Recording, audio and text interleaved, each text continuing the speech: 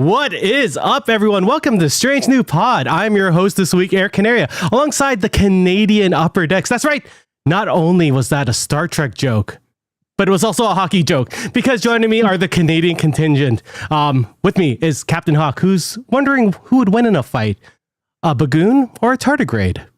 And as well, we have Captain MC, who's holding down that reboot button while telling a sad story from her childhood that demonstrates human emotion. Welcome back, everyone. How are you guys doing? Oh, we're doing okay. Yeah. We're chilly. We're chilly up here. It's been a while since we've done just the... Have we ever done just the Canadians? I don't think we have. Usually giraffes here, right? Yeah, we've done like a foreign, but I don't think we've ever done it without giraffes. So yeah, she's in the chat, so it still counts, right? Giraffe. Yeah. So Julian's attending a Klingon space opera tonight. I mean, it's a good one. I wish I was there, but then I have to go to the States and whatever. Yeah. Anyway, so this week, it only took us 5 seasons and 2 away from the finale. But the Bridge Crew finally got their own episode. That's right. We're going to be focusing on each one of the stories during this, day in the life episode. But first, MC, why don't you thank our lovely patrons who, are helping us put on this show? Thanks to Simon Stager, Jeff Reeve, Mariah Gossett, Tallulah, Jen Stein, Tina Alexander, Joe Saporito, Noe Santos, King Hui, Tako Ngumo, Fernanda Nogales, SMK, Colin Davidson, Shatterhand 2049, Jesco, Michael Graham, Emily and Travis, Gildara, Maggie Light, Wayne Ritz, Scone of Arc, Sean, Jay Howard, Mehalani Uchiyama, Matt Harker, Joshua Lewis, Davey Willett, Tara Poland, Slope 74, Rude Parakeet, Joshua Miller, Aaron W., Carl Angoli, Michael Kwan, Caitlin, Elizabeth Dean, Jim McMahon, Sedano 317, Puka Hair, 3 Fries Short, Kate Tip, Tripping the Read Alert Over a Pineapple, Sean Manning, Asher CBF, Chris Waterman, RHCB, Martin Simpson, Norman Bookwald, David Prime Hildebrand, Taryn J. Robinson, Rod Greiner, Eric the Red, Treble, Jamie Robertson, Honey Berry, Paul Taylor Pitt, Brett Jones, and Michelle Marie. And as always, a big thanks to our Badmirals, our EPs, Simon Stager, Chris Waterman, Tara Poland, and Brett Jones. Ooh, yeah. I don't have the sound effects that, Julian usually has on, so I'm just going to use vocal effects. I'm sure that won't bother him when he's editing this. Or us. We love it. Yeah, I know you will. Woo, woo. I don't know what that sound effect that was. Maybe an owl. So is there any news from us out there? From anyone? Well, I mean, we already put this up on all social media, but I just want to put a happy birthday out to our friend Nami Melamad, who is the composer on Strange New Worlds and on Prodigy, because we love her. And her music's amazing. Yay! Yes. Happy birthday! And you know what? Look at me, camera. You guys out there. Julian's not here, so I'm going to tell you something. There's some cool shit that's in the works for you guys, but I can't say more. You know what? Keep your comms open. We'll probably have something coming out soon. Don't tell Julian. It's fine. Yeah. So it's fine. It's all good. It's fine. Anyway. He's never going to hear this. No. I'm just going to get a message at 3 a.m. What are you talking about? It's fine. But so let's go into the strange new loop. I don't know what the sound effects we have for that. Yeah. Anyway. So if you could have given a character from one of the new shows, like Disco, Strange New Worlds, Prodigy, blah, blah, blah. its own day in the life episode, who would it be and why? Also, if you're out in there in chat and have a good idea, pop it in the chat and we'll read it. I know, like right away, as soon as Ortegas, like we need to have a proper Ortegas episode because that one in season 2 of Strange New Worlds was bullshit. Agreed. Fly the ship. Yeah. I full-heartedly agree. Hawk? This is an easy one. A day in the life of Jet Reno on Discovery. You know, Oh, that's Jet a good Reno, one. so good. like, what does she get up to when she's not on camera? We saw her like back in season 2 and that, like, with that whole thing where she was like using like different organs to keep people alive in like, engineered boxes. And what does she get up to when we don't know what she's doing? We can always still get something like that because she's going to be on Starfleet Academy, isn't she? That's true. Yes. Oh my God. And they're filming that right now. And I Give know us the Jet Reno episode. I know where those studios are. Let us come. We love you guys. Just let us go and join us. Julian's in the chat, so he heard everything I said. For me personally, let's see. Is there anyone out there that said anything? Let's see. I don't see anything. Anyway, the person I would like to know, and just because they showed a little bit of Starfleet Command in Discovery, but I want to know more. I would love to see, like, what's his name? Glasses dude. Kovich.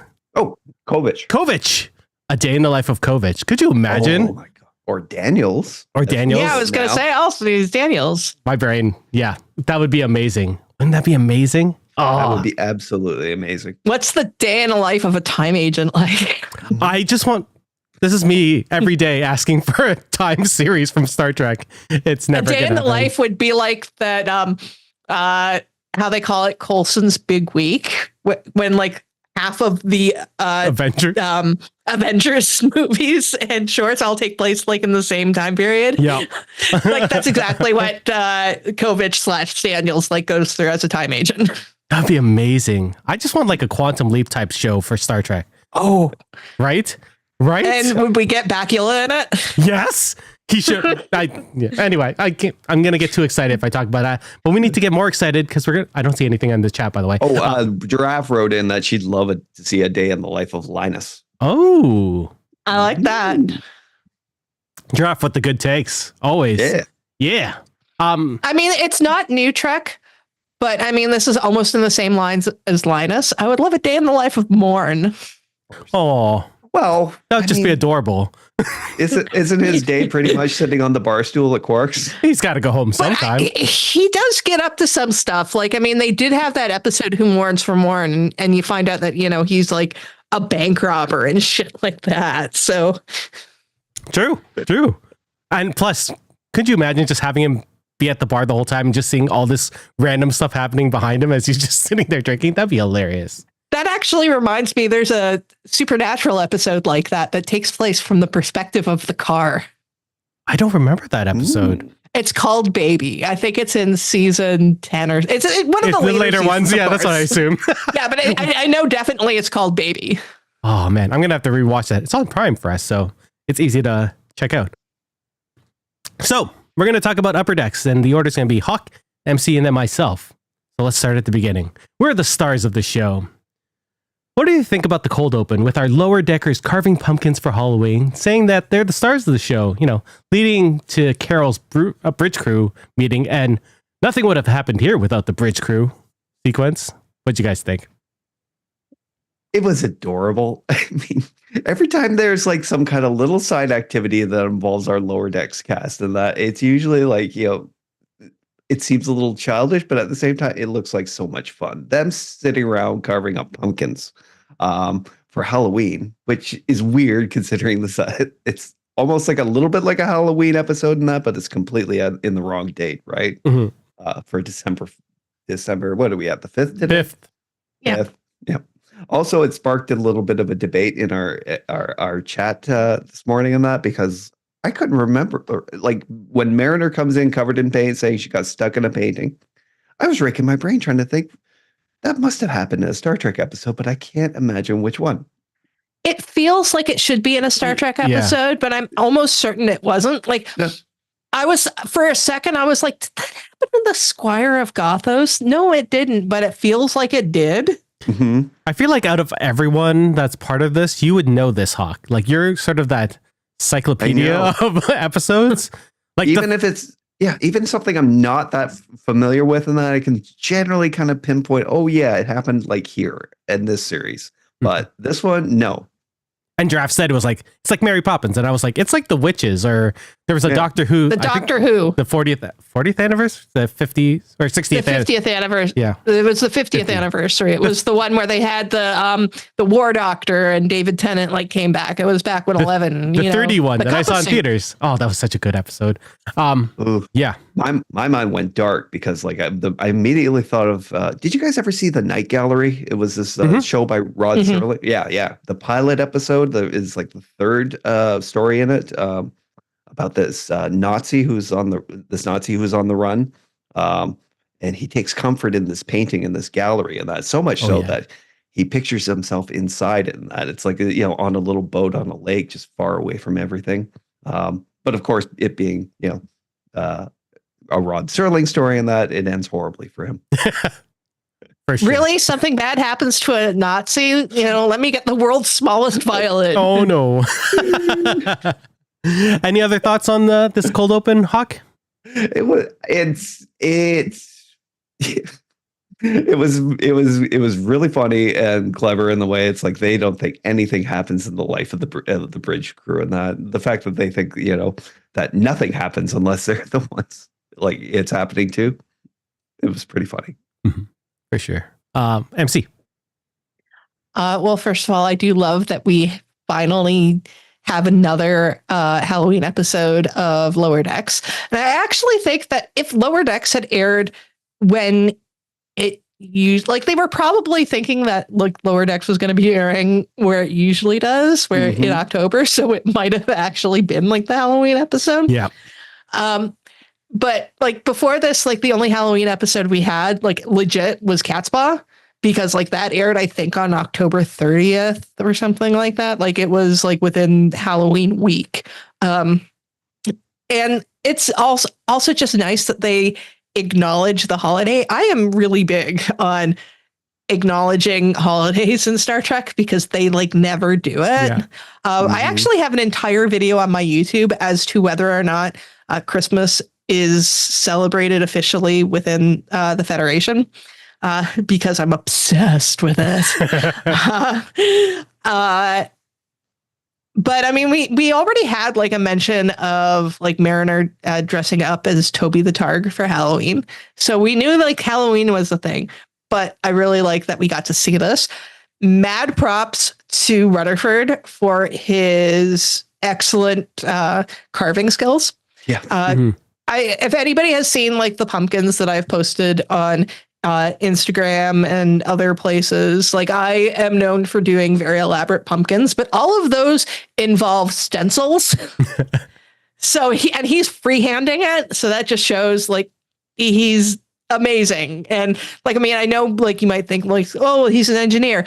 Engineering and art is different. So like there is some crossover, but he's just very, very talented. And this now makes me want to make a Cerritos and V'ger for my next Halloween. Yes, that'd be amazing. He had just finished carving the Cerritos and that, and then he turns around. He's already got V'ger carved out. Man. Yeah, and I like the bridge crew having their own chant, which I think we should all learn. Brave and strong, wise and true. That's what makes a Cerrito crew.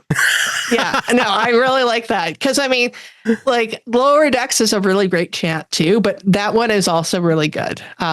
It's so cute. And I've been waiting for this for so long. I think for several years now, I've been saying that I wanted to have an episode about the bridge crew. And it's nice that we're finally getting to that. And that they managed to squeak it in right before the end. Like, I mean, I know this was a thing I think was also discussed in our chat, that it being like right before the ending, having it be like episode 8 of the last season that feels like it's breaking the flow a little bit. But first of all, I don't think that they thought that it was going to be the last season when they were breaking this season. So they probably just thought, oh, well, let's get this in there.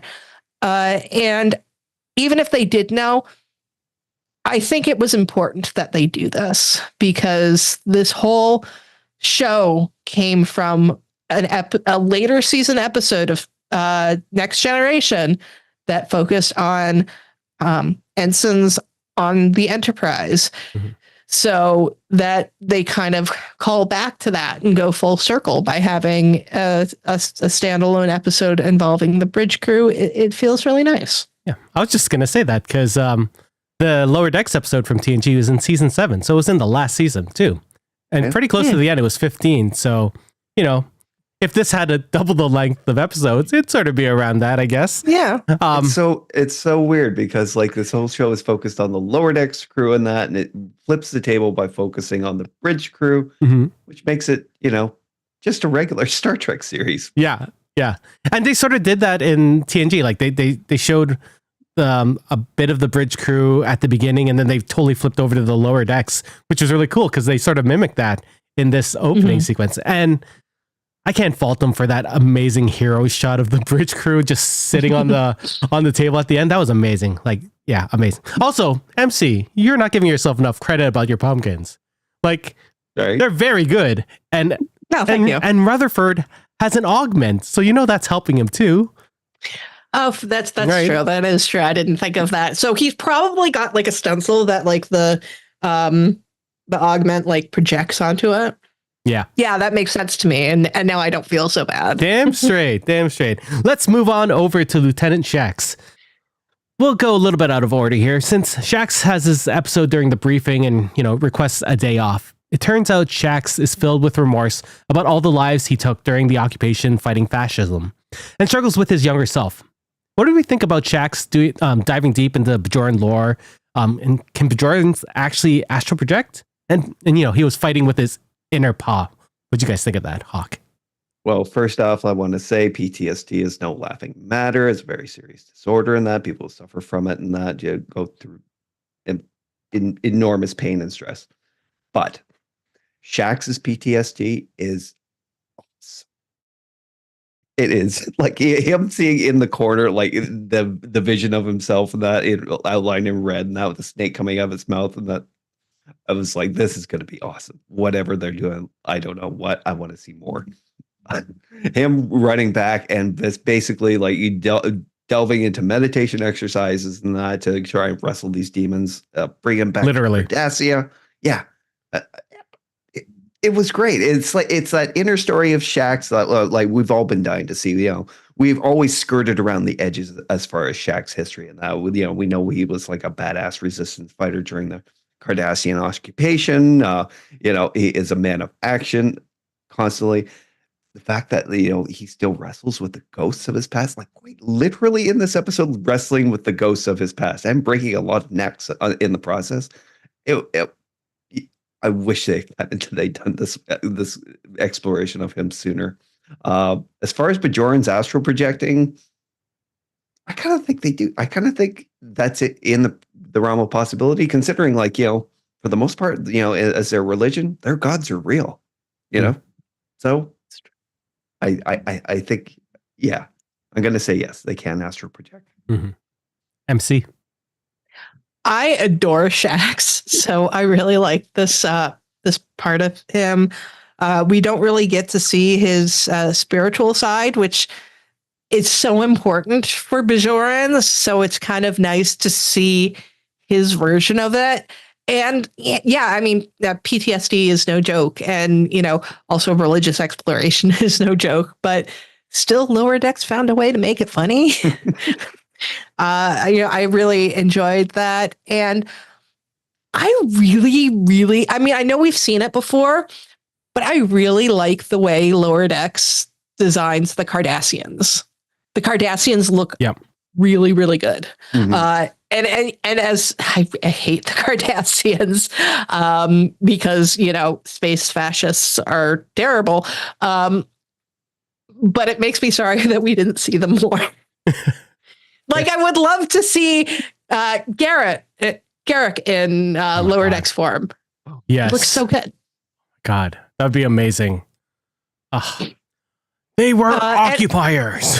Yes, exactly. And as for like the astral projection, like I think that was like one of the first things I said after I watched this episode to you guys. I was just like, or maybe I said it to Julia, and I was just like, this like completely changes the way we think of Bajoran lore, because yes, like we know that the Bajoran gods are real, but the prophets and the orbs are we know that the prophets are actually wormhole aliens, and the orbs are, you know, artifacts of theirs. So it's only mystical in the whole idea of any advanced science will be seen as magic. Or is it sufficiently advanced science will be seen as magic to, I don't know exactly how the quote goes, but Sure. that's, you know what it is. So adding the astral projection into it, I mean, I guess we do have some like hints of that in Deep Space Nine, but mostly it's with Cisco, Mhm. which you kind of expect because he's half prophet. So this is interesting. I want this explored more. I would love to see something involving Kira and having her astral project. Mostly, I just want to see more Kira, I know. even outside of Lower Mhm. Decks. Just give me more of the Deep Space Nine people, because I haven't gotten enough of them in modern Trek. It's true. It's true. Yeah, I was actually thinking about the Cisco as well when we were talking about astral projection, because the amount of visions that we see over the course of DS9, like how does that work in with like how their prayer works? It was something that was really interesting that they showcased here. I love Shax, as everyone said. Fred Tedashore is phenomenal. Him fighting with himself made me want to see the behind the scenes. Like did he do it in one take? Like he's just switching between him, evil him, and good him. Good Fred, bad Fred type thing. If anyone could do it, it's him. For sure. He once told a story in one of I did a class with him a couple months ago, and he was talking about how he did the voice of the Hulk, and he roared for so long and so loud that he just passed out, like fully passed out. just that's how intense he gets when he records. So I can only imagine how amazing this would have been. There's something to be said about Shax being alone as he's fighting his demons. Like it's sort of sad, but there's also strength in him realizing that through a peaceful mind and through meditation, he can conquer these demons. It was such a beautiful message in such a funny way. And I love that they did that. It was phenomenal. It's surprisingly deep, you know, because like basically like all those demons and that are his guilt and that, and like nagging doubts about like, you know, what he did during the war and that, and they're giving voice to those and that, you know, it's like, you know, the Cardassian warriors and that, and he has to correct them and say they were occupiers and that. Exactly. His younger self and that, saying, you know, his younger self, he must see as like a monster. Like he literally called him a monster at that point and that, but it's those nagging doubts and the giving, you know, taking like on like a form that he can see and fight. Mm-hmm. Brilliant. I would like to throw a dark wrench into all of this. And this is kind of referencing one of the other storylines that we have going on in this episode. And that is Shax's relationship with Dr. Tiana, which we've seen it in several episodes and in this episode that Dr. Tiana is very violent. And we find out in this one, can't really feel pain. And usually when she's like looking to get her violence on, we know Shax enjoys violence. I mean, there is an entire comic called Shax's Best Day, and it's basically all about him killing things very violently. It's excellent. I think it was a Free Comic Day comic. I think so. Yeah. But whenever he's has those role playing moments with Tana, he's very hesitant about it, and like at one point is like trying to get her to share his feelings, and we can see here how violence, as much as he enjoys it, actually does affect him. So as much as I love them together, now I'm wondering if their relationship is really toxic. Yeah. Yeah. Well, considering the fact that Dr. Diana is pretty much unkillable, I don't know if we could call it toxic. I think it's a relationship of mutual needs. Interesting. Let's move on to Commander Ransom. Jack welcomes a specialist on board to work with the Space Cows, or Bagoons, but the lower decks of Delta Shift and Beta Shift are not working well as a team. Really, do any of the shifts seem to work together? They really don't. Between throwing an asteroid into the shuttle bay, Tilly Easter egg maybe, and the Bagoons' ability to cloak, Ransom needs to resort to playing hunky and dumb to get them to work together. What do we think about Ransom's alternative methods to gain teamwork and cohesion? And thoughts on at least a few of the crew knowing he does it on purpose. Also, Ransom roll.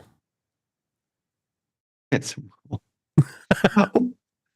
Basically, yeah, everybody on a shift needs that kind of villain, right? You know, if it's their boss or, you know, some coworker that they don't really like and that. And it's interesting that Ransom and that you'll play into that, you know, and play into like, you know, very dumb stereotypes about himself, you know, being hunky, being stupid, being boring and that, and is obsessed with working out to the point where he just passes out in the middle of like, you know, that's like a mini crisis on the shuttle deck.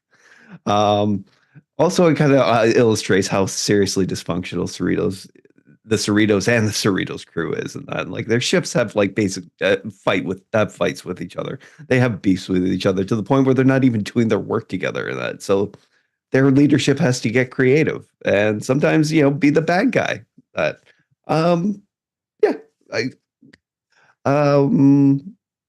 it works. I mean, he makes it work, you know, and I think that's kind of a lesson of the Cerritos in that. It's like they're not the most elite of Starfleet in that, but they still find ways of making it work.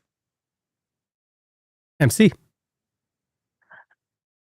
This was, I think, my least favorite story because this didn't feel like it was about Jack.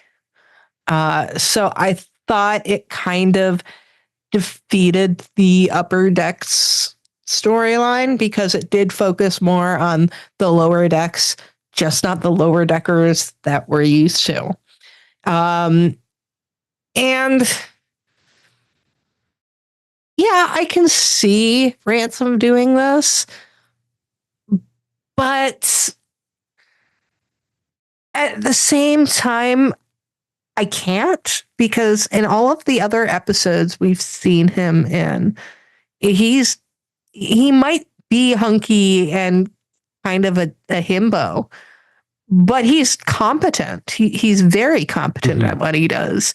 And this whole idea of him basically just doing workout stories and then falling asleep.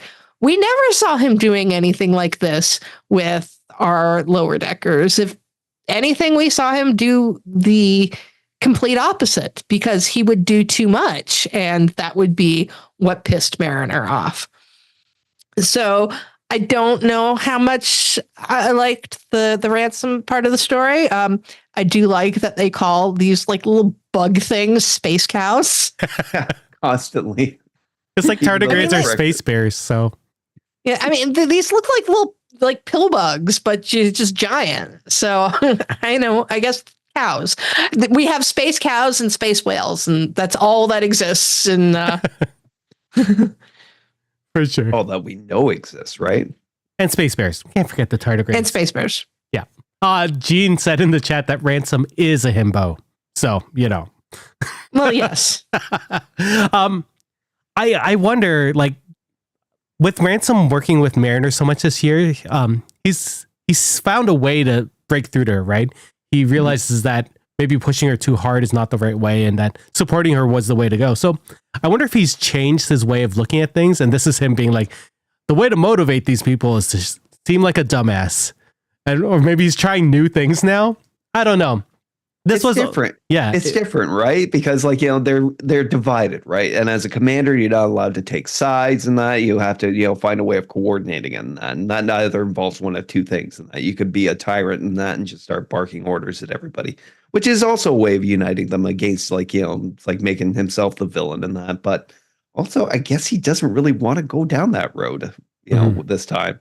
I think he's been down that road a bunch of times with Mariner, but I mean, Mariner would be too smart for like that kind of play dumb and hunky kind of thing. Maybe seeing the alternate Mariner at the beginning of the season with the cattle prod thing, or with the riding crop, maybe changed his way from being such a hard ass. You never know.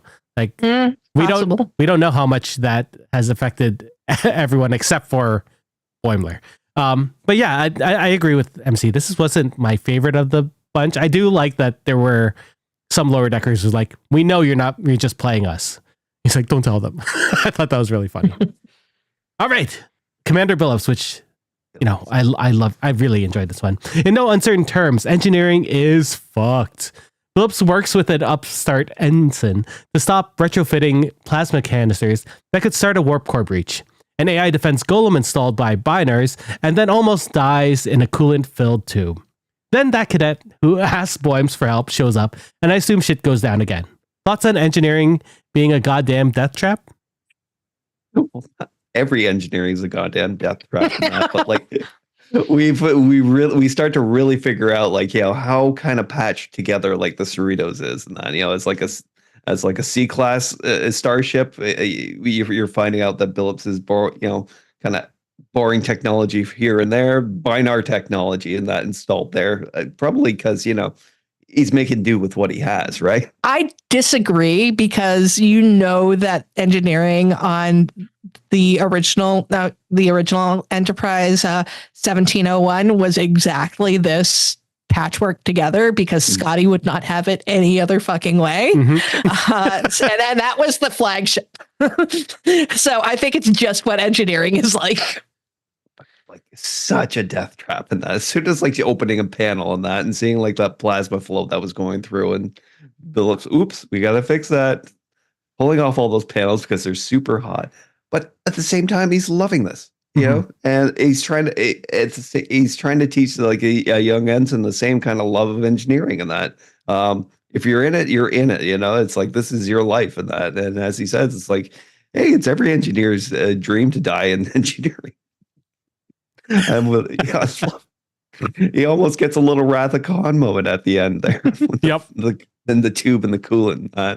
And at the end of the day, in that, it's like once they get that crisis under control, another guy shows up, and that it's like, there's a blinking light that's not blinking right now. Could you help me fix it? Sure. He's ready to dive right back in there. Billups is as much, we don't see enough of him in the series, and that we do get those little small snippets here and there, but he is such a great character, and that it's like he has that indefatigable personality.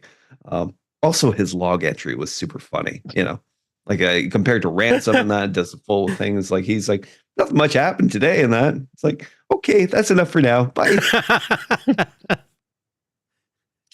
Love him. So good. MC. Oh, Billups, my asexual prince. He is one of my favorite characters on Lower Decks, and this episode proved why that's the case. From the very beginning, where his log is, I had a bagel for breakfast and it hurt my tummy. And I got over it. As soon as that happened, I know Giraffe has had a theory that Billups was replaced by an alternate self. I'm like, no, that's our Billups. There's no way that's not Billups. And this was so good. I feel like what they wanted the Ransom story to be is what the Billups story was, because you do have a lower decker in there, but you never really lose Billups in the story. And Billups is very action oriented. For somebody, for an engineer, it's kind of like, amazing how much of an action hero he is. Like, and yes, the bringing in like the wrath of Khan-ness, but having it be like, I'm going out like every engineer once on the job. Yep. And having a golem that needs to be told like a sad story from childhood. Like, I mean, Does that work? It's so random. And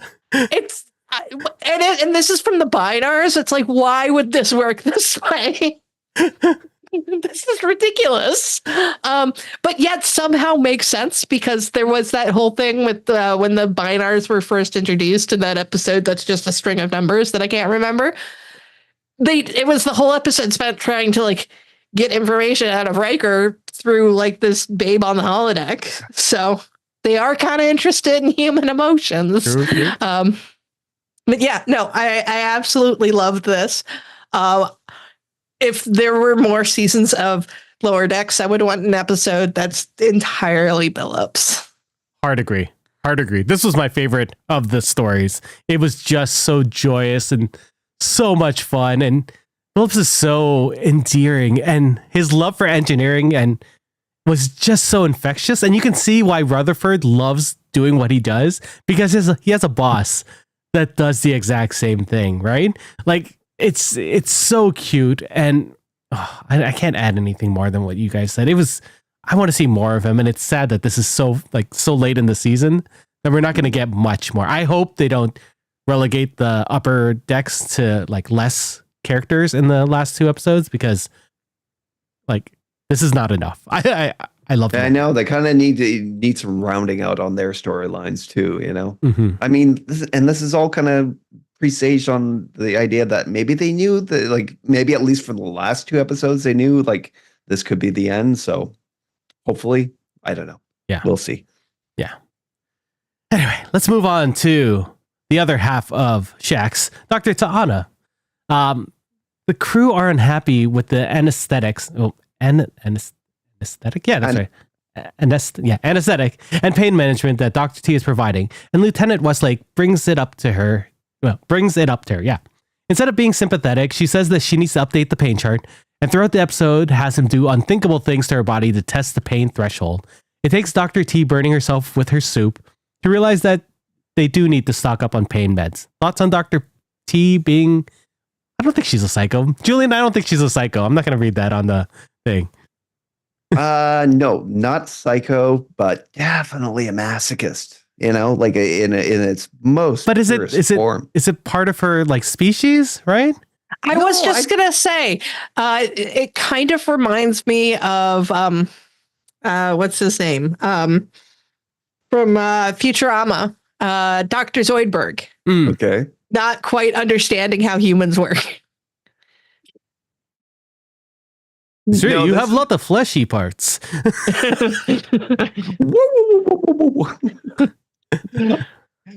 No, definitely a masochist, and I don't know if this is a thing with Cations and that, but like if as far as her and that, it's scary. It's like at the same, it makes her a great partner for Shax and that, because like there's really nothing Shax could do to her that's ever going to hurt her, in any legitimate way. And that, I mean, like she took a full blast from like a kill shot from the oh god, I keep blanking on their names. The Clickets. The Clickets. That was set to kill. So am I. But like all the stuff she went through and that, like with the open surgery and that, like that ray that basically rearranges your atoms. And at the end of the day, it's like it's a bowl of soup that really is like yeah, you're right. I gotta restock the pain meds. Mm-hmm. Instead of upping a chart for everybody else, like nobody else could take what she does. Like she's not a psycho, definitely a masochist. MC? Yeah, so this one is another one that I wasn't too sure of at first, but then the ending of it got me. Like, when the Clicket said this is set to kill, and she said, "So am I." I'm like, okay, this is absolutely worth it. And I kind of had to think about Dr. Tana about, obviously she's always been an asshole kind of in that Dr. McCoy, Dr. Pulaski vein, just up to 11 because she's on a comedy show. But at the same time, she's a Cation. And all the other times we've seen Cations, they've all been sexy cat ladies. And the people on Lower Decks decide... Wasn't there a little Cations and Prodigy? Wasn't there a little cat kid in the first season? You're right. There was a little kitten. Possibly. Yeah. I can't remember that. Back on Tars Lamore and that, there was one character in that. It was a cat person, but obviously a child kitten. Could possibly have been a Cation, but they never really specified, I think. Mm-hmm. Yeah. Well, anyways, like the other times we've seen them has been I can't remember the one on TAS right now. The name of the one who's takes Chekhov's place. But she was obviously very sexy. And then you have the two that have a three-way with Kirk and Into Darkness. So they've always played up, and the sexy cat ladies have just always been a thing. But what the brilliance of Lower Decks was when they decided to bring in a Cation, they were like, we're going to bring in an alley cat. And if you've ever been fed one of these stray cats that lives outside, nothing kills them. No, they're Sure. hardy survivors. We already know that Dr. Tana is missing part of her tail, which is something very, very alley cat about her. So many of them are missing parts. And so things that would hurt normal beings do not hurt her. And I understand that. And I do think it might be a species thing. But then of course you're on a ship of mostly humans. So you should know how humans work. Yeah. But it's just a part of Dr. T where, like I said, she's in that Bones Pulaski vein of, suck it up, Buttercup. And I respect that about her. And I do think that it's very nice that at the end she gets soup spilled on her by Shax. And that's what gets her to realize that she needs to, actually stock pain medication. So it's her boyfriend basically, inadvertently helping her out with that. I like that it was such a regular thing that we all can relate to, spilling soup on ourselves. Yeah, that's damn hot usually, unless you're having it hurts, cold tomato soup. So I like that was the one thing that got her to change her mind. Her trying to figure out, even throughout the whole series, her trying to figure out her crew because of how different they are to her, sort of remind me of Dr. Phlox from Enterprise. He was always figuring things out on the go, and he's just like, you know what, we don't do that, we'll do it this way and stuff like that. So I enjoyed that part of her, and I understand the alley cat comparison that MC's That's said. a really good comparison. It's a really good one because there are barn cats at my father-in-law's barn. He grows not grows. He raises lambs, and they are both mean and nice at the same time. But you would never think that they would survive through the winter, with the amount of snow that they get. Nope, there's more of them. just a little bit later, and it's crazy what they can go through. I had a cat just like this. His name was Socks. He was a tuxedo cat. We found him when he was a kitten. Lived 19, 20 years. One day he disappeared from our lot, and we thought he was just gone. That's it. He's gone. He's dead. 3 days later, he dragged himself home with a crushed pelvis. He must have gotten hit by something, or a car, or maybe a bike on the trail or something like that. Dragged himself home with a crushed pelvis. We thought, what's going to happen? So took him to the vet. They kind of bandaged him up and said, it's up to him now. And that ended up living another 10 years in that and regaining all his mobility back. Even lost part of his ear. I can't remember how he did that. Got into a fight with a raccoon or something at some point. He's just he was unkillable. Cats, man. Cats. Yeah. All right, I love them. let's move on to Captain Freeman. From almost recovered Ensign Cavewoman Barnes' horn arrangement, a fertility event from a crew member she didn't know was not human, and undercover Clickets who want to harvest the Bagoon's cloaking ability. Really, it's Barnes who saves the day here, until she goes on the bridge and compliments the Clickets into defeat. It all ends with a very secret anniversary date between Captain and Admiral Freeman on the holodeck in France. Thoughts on Carol's big day?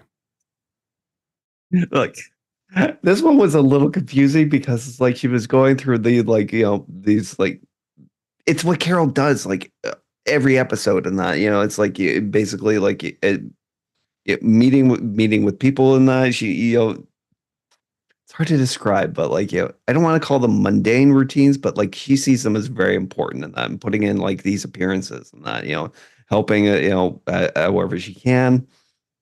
This is Carol. She has to be the people's captain, right? Mm-hmm. Barnes as the cave woman, that was hilarious. Especially when they couldn't really, they were trying to figure out, is she de-evolving? Is she evolving? I don't know. And that's it ends up being both. And that she became a telepathic caveman that's still afraid of fire. But yeah, this is the day in the life of her, and you don't realize it until the very end just how important it is, and that to put in these appearances to feign interest even when you're not really that interested in that, because they're your crew, and that, and at some point the situation arises, as it does with the Clickets, and that they have her back because they realize that she has theirs, because she attends all this stuff for them. For sure. Barnes doing the tuba thing was great. Especially the side to side that she was doing. Yep.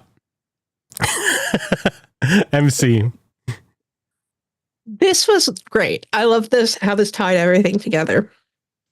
And I love how this episode was set up in that it's not the bridge crew going on an adventure. It's the bridge crew going through their normal day. Mm-hmm. So everything that happens with these guys is normal for them, just heightened for Star Trek. Tana's dealing with medical stuff, and, Ransom's dealing with ensigns, and Billups is dealing with engineering stuff. It's just heightened because, of course, it has to be, which Freeman really drives home when she's talking to Admiral Freeman about what she did with her day, and she names off everything, and it's just done in such a matter-of-fact manner. Even talking about the ship being taken over is just it's just a day that ends in Y, and it's so great. It's amazing. And when I first watched this episode, I watched the screener, I guess, on Friday, and I completely forgot that the Clickets been on the show before. And then I'm trying to remember. I can't remember what. Yeah, I actually remember because on Monday, on Sunday, I was showing my friend Faye has finally decided to get into Star Trek. Mm-hmm. And so I was showing them a little sampler of episodes from Star Trek. And I was picking a bunch of standalones that were really good episodes from a variety of series. We did Balance of Terror, Measure of a Man. And the one we did for Lower Decks was Veritas. And that is the episode that the Clickets are in. They come in during Mariner's part of the story. They are the people that Freeman gets the map from, and they get mad because Freeman thanks them. Oh yeah. Yeah. God. It has been ages since I watched that episode. Such a good episode, though.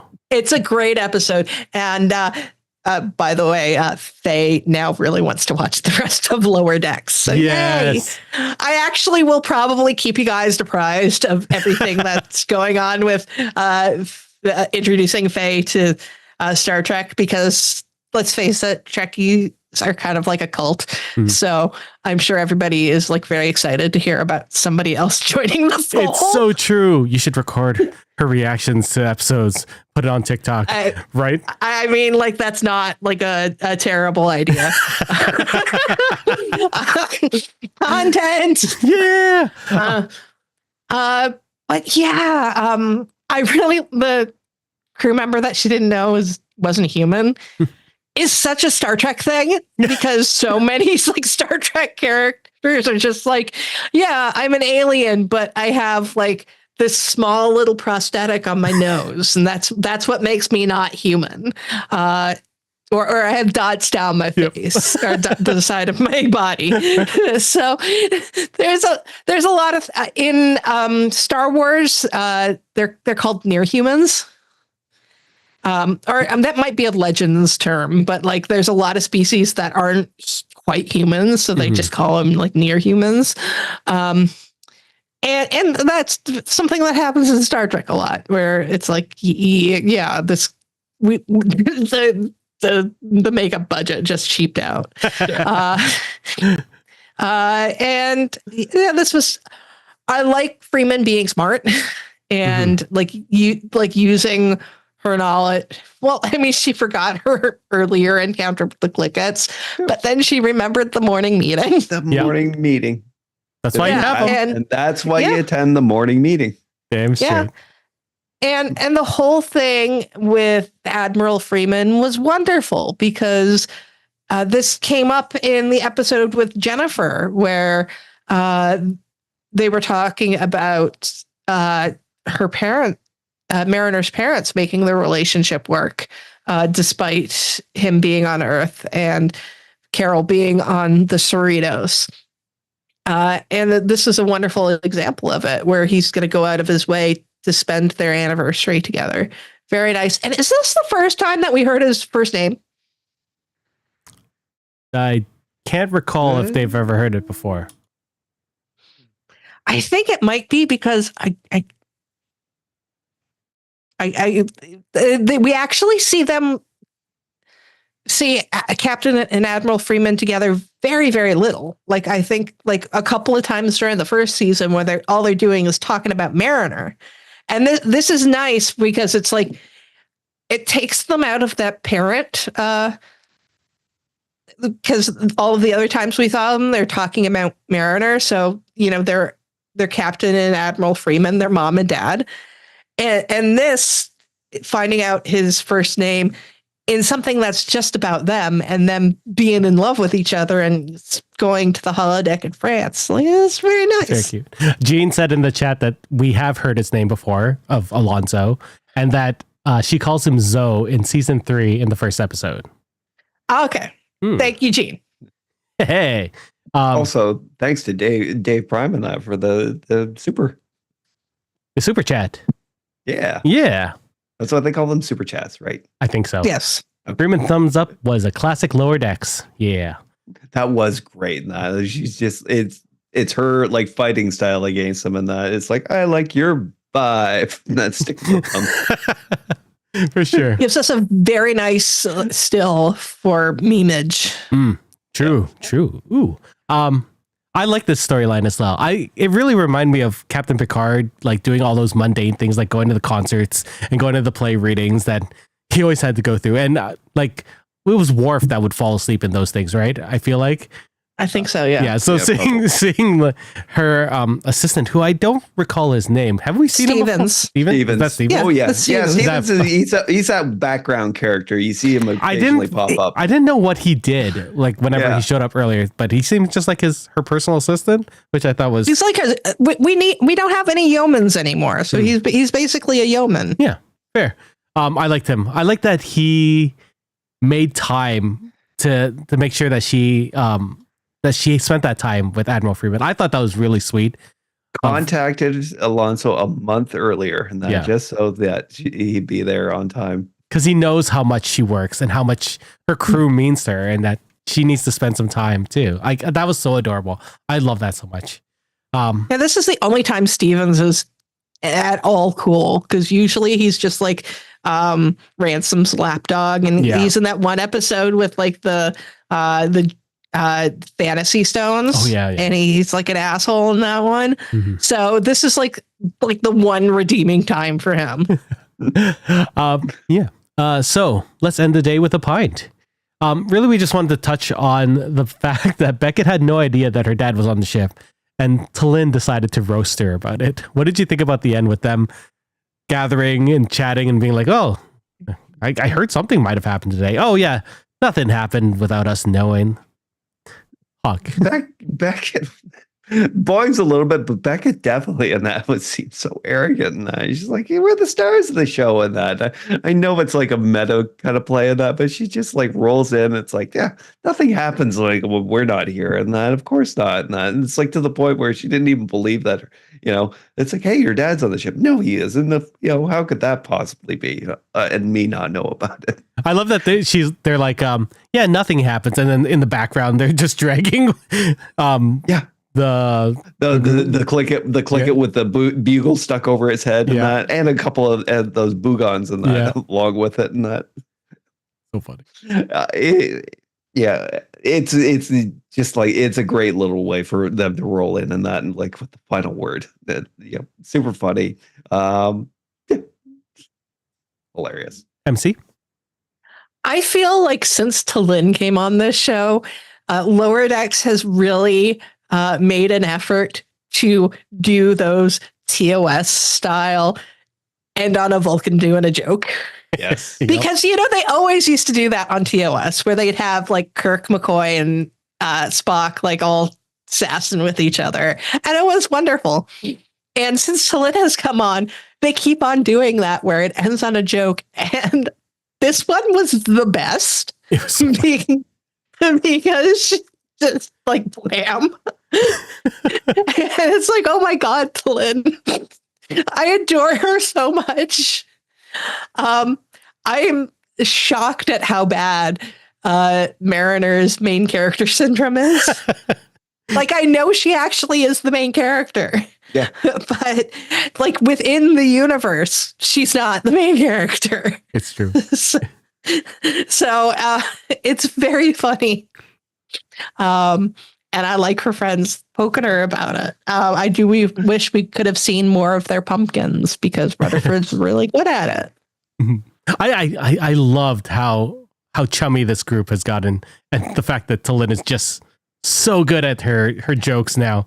It makes me wonder if they were just sleeping while everything was happening, like with the other shifts going on. I wonder if there's like, oh yeah, nothing happens when we sleep, because they're carving the pumpkins. I assume that's at night.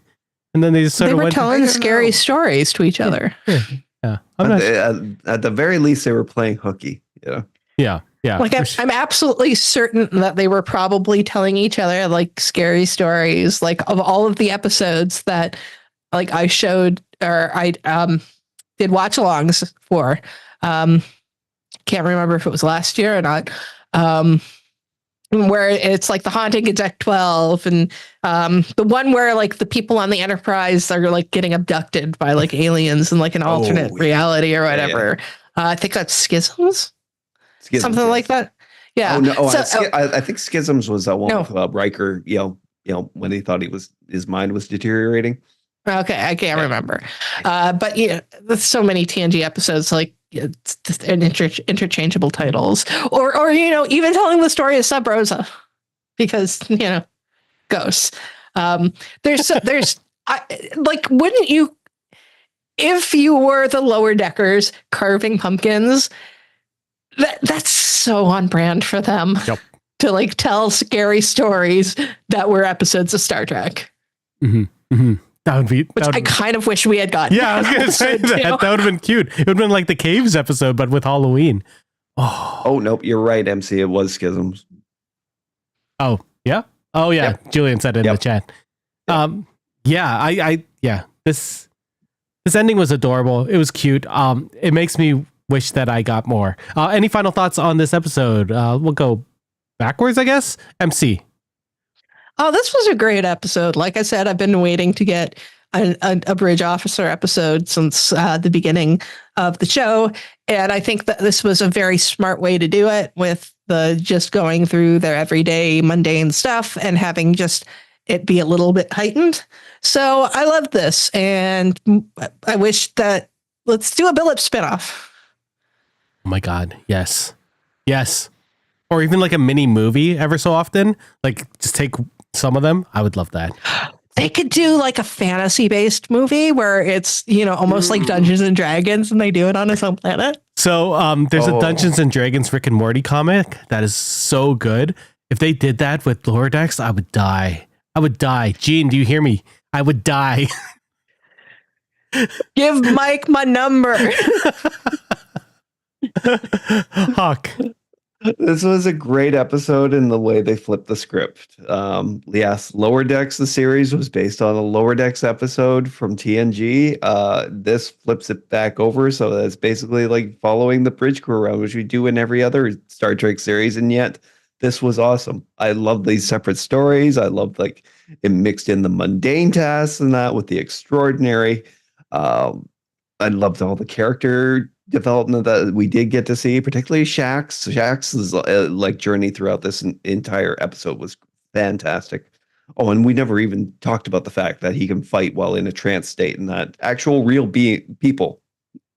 Yeah. Also, I think we're reaching the apex of Boimler's beard, and that it seems a little it's almost ready to. It's so like, close. It's so close. Like he's just a little bit to fill in. I'm predicting next episode it's done. I will say that I miss Rutherford's 5 o'clock shadow. That really looked like. Remember when Geordi started doing that? Yep. Yeah, I'm thinking like the whole Michelada incident was just he decided to go against. He forsook the pad. That's fair. That's fair. And like everyone else said, like this was a great way of showing the bridge crew. The only thing I wish that they had time, and there's only so much you can do in the 20-ish minutes you have for an episode. I wanted to see Dr. Miglimo, like just see what his day would have been like. I assume he's bridge crew. He's like, well, he was there in the meeting. He was in there in the meeting. I wonder if that just got cut for time. That would have been amazing to see. But yeah, this episode's phenomenal. I really loved it. I'm gonna miss this crew. I don't think we have a poll this week. At least it's not one in our outline. So we're gonna go straight to the mailbag. Sound effect for Julian later. Let's start up back at the beginning. Hawk, why don't you take Matt's? So Matt Harker wrote, "This is not the episode to watch before 7 a.m. or your first morning coffee." Wow. Who knew you could cram in so many stories in under 30 minutes? Did somebody say subspace potholes? Nope. There were so many Easter eggs, I don't even know where to begin. But shout out to the two gay crewmen. While this one was a wild ride for sure, I can't help but be disappointed that the Delta Beta shifters got more screen time than our favorite lower deckers. I think I'd love this one if it was early on in season 3-4 instead of season 5, episode 8. That said, this episode is a great example of the amazing writing and crew we'll all be missing in just 3 weeks.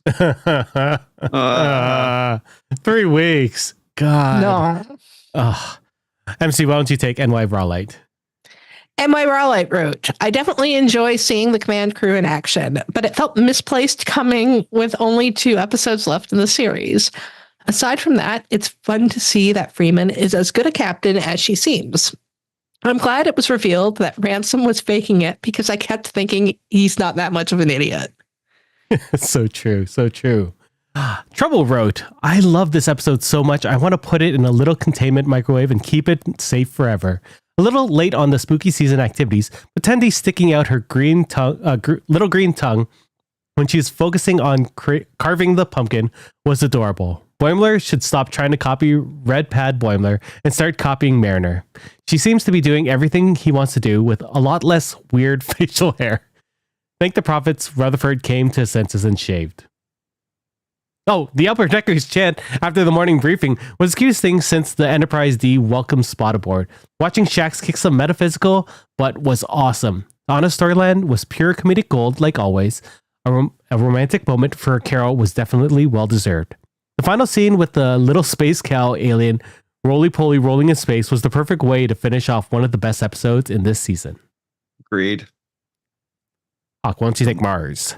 Mars wrote, "We finally know why the fuck there are boulders in the ceiling. All is right with the world." I did like this episode and how much story they were able to cram in, but I feel they could have pulled in the through line story about the rifts. It's true, they have been ignoring the rifts thing. Like, this would have been a great episode if we had 12 plus more to go. I know. How is it going to wrap up? I can't look, y'all. Covers eyes, braces for disappointment. Oh, don't do that. I know. MC, why don't you take David Prime Hildebrand? David Prime Hildebrand wrote, "There was so much action in this episode. I do not even know where to begin. As Mars said, we finally get an explanation on why they have boulders installed in the ship. The star of the episode has got to go to Tiana, going through, lower decks hijinks to learn how to be more empathetic to our patients. We learn a lot more about Shax's demons he's been wrestling with and what bagel did Phillips eat that gave him a sour stomach. Hasperat cream cheese." Oh, man. Asher CBF wrote, "This episode is now going to be how I explain what ADHD is like to anyone who will listen. A bit all over the place, but still connected by a through line from beginning to end. I can't help but feel with only 2 episodes left that this one is somewhat out of place. But still, I'm hoping we find out more about these dimensional rifts and maybe finally get a satisfying conclusion for our favorite 2D Prime universe." And Hawk, why don't you end us off with Tara? So Tara wrote, "Longtime Trekkie personal fucking log. Check the star date. Easter has come early and in fact may be recurring on a weekly basis. Janeway and Chakotay when the shuttle crashed." And that's it. We're done. Oh, only 2 more episodes left for Lower Decks. God. That hurts my heart in a way that I don't know how to explain. I still Give us movies. I still think movies are coming, definitely in their future, and that, especially with their own streaming service. Why not? Why not? Give us 4 movies and then have that turn into another series, just like they did with Futurama. Mm-hmm. Yes. Oh my God. Yes, that would be such a good idea. You hear us? Hear us, internet? Hear us, the world? Hear us, Paramount? Paramount? We know you listen. Anyways, that's it for us. For Strange New Pod. This is Hawk, MC Eric. Thank you guys for coming in. We'll see you guys in a week. Goodbye. Live long and Mushroom! prosper. Oh no, mushroom! Sarcastic Vulcan salute! Woo!